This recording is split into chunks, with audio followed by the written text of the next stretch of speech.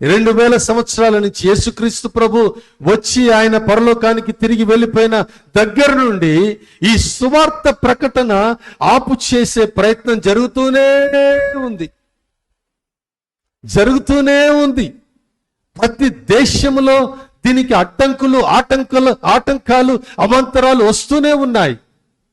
కానీ ఎన్ని ఆటంకాలు వచ్చినా, ఎన్ని అవాంతరాలు వచ్చినా ఈ సువార్త విస్తరిస్తుంది తప్పించి దేవునికి స్తోత్రం కలుగును గాక. సువార్త చెప్పేవాడిలో కాదు శక్తి, సువార్తలో శక్తి ఉంది. హల్లెలూయా.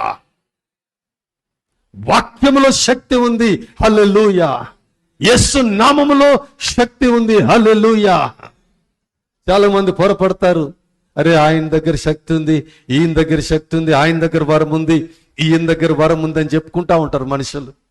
అమ్మో ఆయన చాలా పవర్ఫుల్.